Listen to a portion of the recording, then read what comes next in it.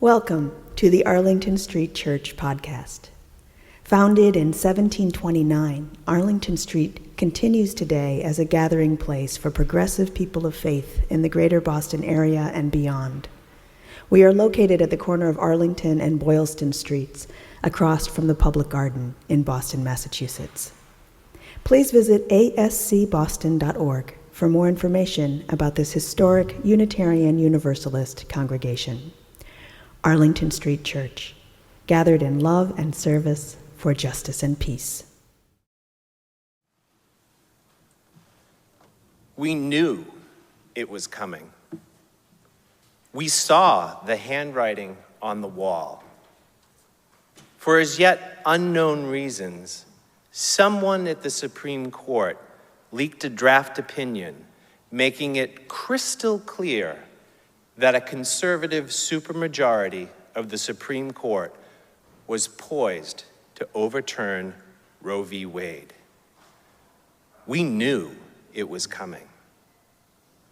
The opinion reads, Dobbs, State Health Officer of the Mississippi Department of Health et al. Versus Jackson's Women's Health Organization et al.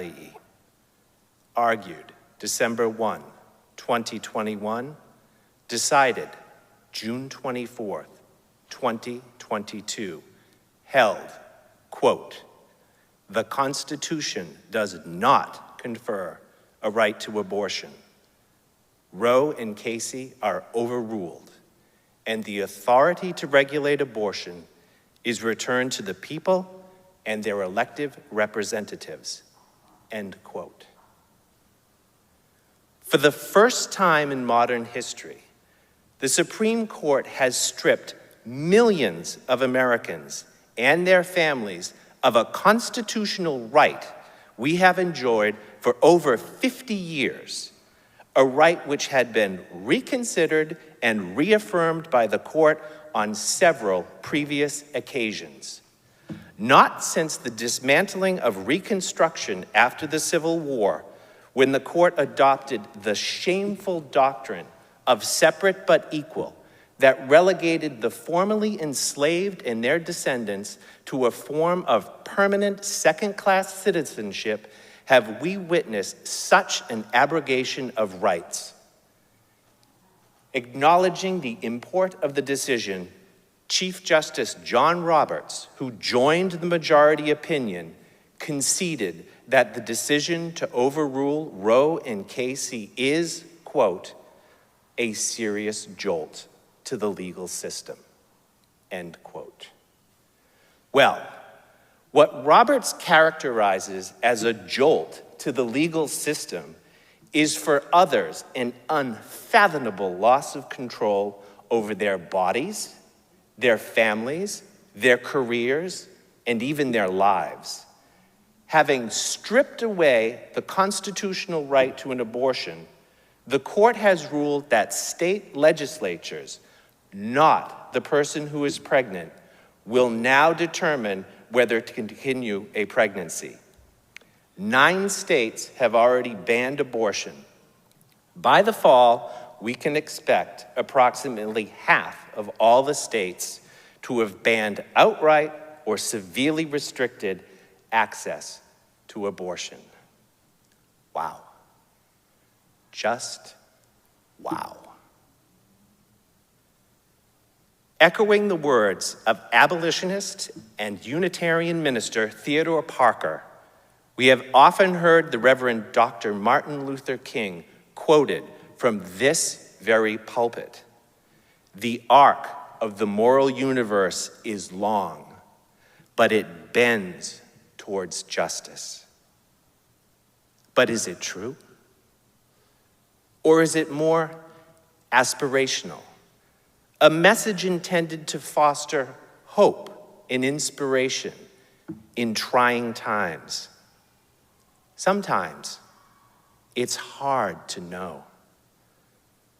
But Dr. King also offers us another image to conceive of the path of progress, one that is perhaps more helpful in making meaning where we find ourselves in our current moment. First, he states, the line of progress is never straight. For a period, a movement may follow a straight line, and then it encounters obstacles and the path bends. It is like curving around a mountain when you're approaching a city. Often, it feels as if you were moving backwards and you lose sight of your goal. But in fact, you are moving ahead, and soon you will see the city again, closer by. On Friday, the cause for reproductive rights ran smack into a mountain. That mountain is the conservative supermajority in the Supreme Court. For the foreseeable future, there is no way over that mountain. There is no straight way through that mountain. Today, we stand in the deep shadow cast by that mountain. The sun is blocked.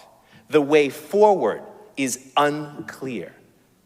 Additionally disturbing and alarming is that in this new dystopian state, that mountain is on the move. Writing in his concurring opinion, Justice Clarence Thomas states that he would apply the same rationale the court used to overturn Roe and Casey to other privacy rights, such as contraception, same-sex marriage, and same-sex consensual relations, quote, at the earliest opportunity, end quote. As a people of faith, grounded in the principles of liberation, equality, and social justice, what are we to do? In which direction lies the path forward, around the mountain, towards the shining city in which the rights of individuals are preserved rather than trampled down by a radical minority in our social body? What happens if the national legislative and executive branches swing to the right in coming elections? Could we see a national ban on abortion and restrictions placed upon further privacy rights? You bet we could. Former Vice President Mike Pence called for a national ban on abortion, and Senate Minority Leader Mitch McConnell stated that's a, quote, possibility, end quote.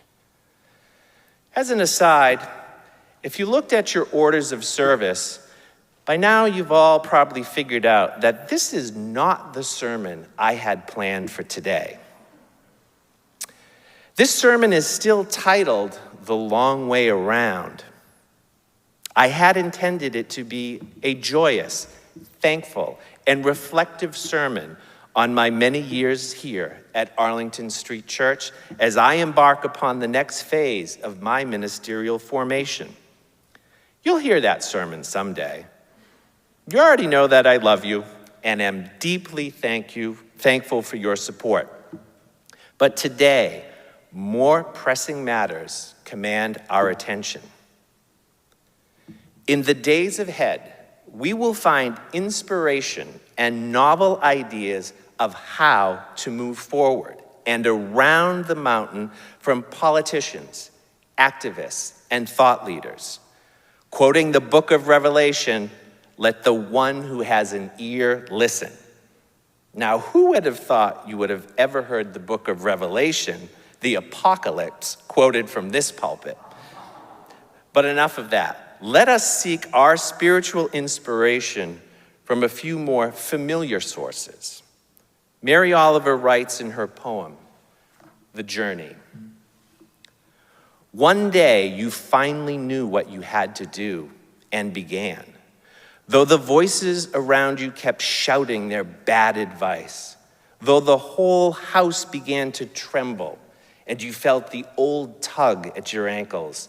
Mend my life, each voice cried, but you didn't stop. You knew what you had to do, though the wind pried with its stiff fingers at the very foundation, though their melancholy was terrible. It was already late enough, and a wild night, and the road full of fallen branches and stones. But little by little, as you left their voice behind, the stars began to burn through the sheets of clouds, and there was a new voice which you slowly recognized as your own, that kept you company as you strode deeper and deeper into the world, determined to do the only thing you could do, determined to save the only life that you could save. To ready ourselves for the struggles that lie ahead, we must first save ourselves before we can save anyone or anything. We must face our fears and uncertainties. If we are to gain clarity and chart a way forward around the mountain and towards the city, we must listen to our own inner voices. What is your voice telling you? Mine tells me that we must develop our inner strength and conviction to uphold our values of equality, liberation, and social justice, resolving on actions that embrace neither violence nor the language of war. We must welcome in this new challenge and the others that are sure to follow, asking not, why is this happening to us, but rather, what can we learn from this? Sufi mystic and poet Rumi writes in his poem, The Guest House, "This being human is a guest house. Every morning, a new arrival, a joy, a depression, a meanness. Some momentary awareness comes as an unexpected visitor. Welcome and entertain them all, even if there are a crowd of sorrows who violently sweep through your house, empty of its furniture. Still treat each guest honorably. He may be clearing you out for some new delight. The dark thought, the shame, the malice, meet them at the door laughing and invite them in. Be grateful for whoever comes, because each has been sent as a guide from beyond." But how and why should we meet the violent crowd of sorrows, the dark thoughts, and the shame at the door and invite them in? Wouldn't it be better to fight them off, bar the door, shut the windows, and deny them entry? Well, the truth is, we can't. They're already here, inside. Just as the violent crowd of sorrows, the dark thoughts, and the shame are already inside of us, inside of our personal houses, so too they are already inside our collective home, our body politic, our United States. The other is us. As we struggle to become our better, more healthy-minded selves, I find hope in my own personal journey of spiritual growth and development that you here at Arlington Street Church have supported and been part of. Who would have thought that after 40 years of smoking and drinking that I could give it all up? You did. Who would have thought that age 55 I would enroll at Harvard Divinity School and get a master's in divinity? You did. Who would have thought that I would spend the summer as an intern, chaplain, tending to the sick and the dying? You did. Who would have thought I would become a minister? You did. You sponsored me. So who thinks we at Arlington Street Church will be part of the struggle to protect and regain the constitutional right to a woman's right to choose? We do. Let me hear you say it. We do. Who thinks we will be part of the struggle to protect same-sex marriage? We do. Let me hear you say it. We do. Let us not forget that we have been here before. Arlington Street Church stood on the front lines in the struggle for a woman's right to choose. Arlington Street Church stood on the front lines in the struggle for marriage equality, and we will do so again. Who says? We do. That's right. We do. God, grant us the serenity to accept the things we cannot change, the courage to change the things we can, and the wisdom to know the difference. My friends, make no mistake about it. There is dis-ease in our house. The wind, with its stiff fingers, is prying at the very foundations of our house. Our house has begun to tremble, yet it will not fall. Though we stand in the cold shadow of a towering mountain, though the path to the city be blocked, though it seems we are moving backward, we will find a way. Together, in community, we will find a way around towards the city where our values of equality, liberty, and social justice shine. Let us take a deep breath together. Everybody here in the sanctuary and the Zoom room, let's take a deep breath. Let us seek guidance together. Let us find resolve together.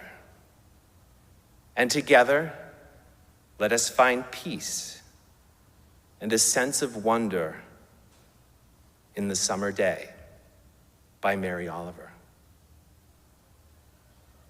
Who made the world? Who made the swan and the black bear? Who made the grasshopper? This grasshopper, I mean. The one who has flung herself out of the grass. The one who is eating sugar out of my hand. Who is moving her jaws back and forth instead of up and down. Who is gazing around with her enormous, complicated eyes. Now she lifts her pale forearms and thoroughly washes her face. Now she snaps her wings open and floats away. I don't know exactly what a prayer is. I do know how to pay attention, how to fall down into the grass, how to kneel down in the grass, how to be idle and blessed, how to stroll through the fields, which is what I've been doing all day. Tell me, what else should I have done? Doesn't everything die at last and too soon? Tell me, what is it you plan to do with your one wild and precious life? Amen.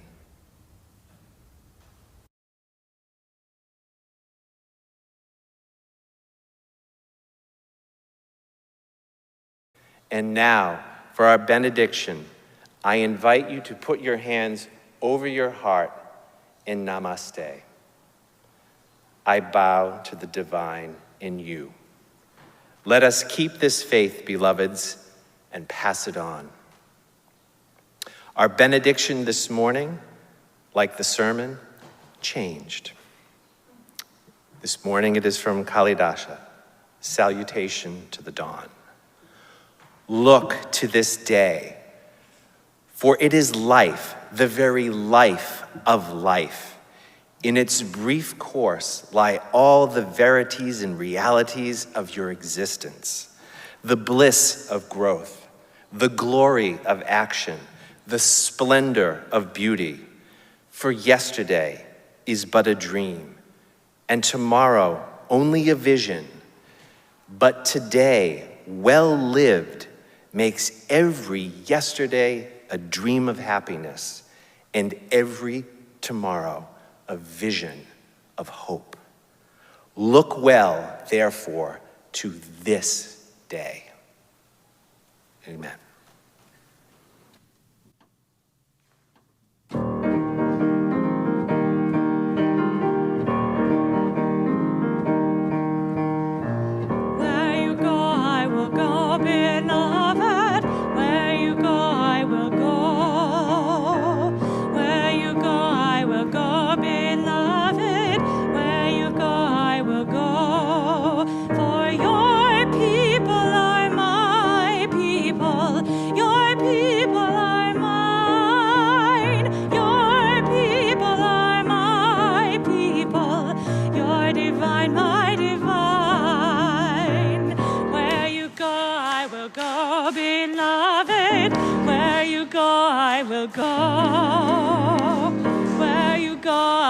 Go, beloved, where you go, I will go.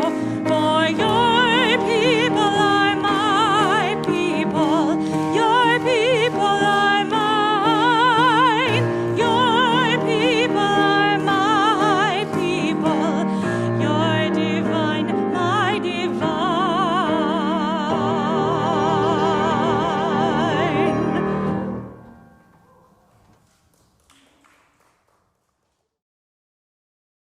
Please visit ascboston.org for more information about this historic Unitarian Universalist congregation.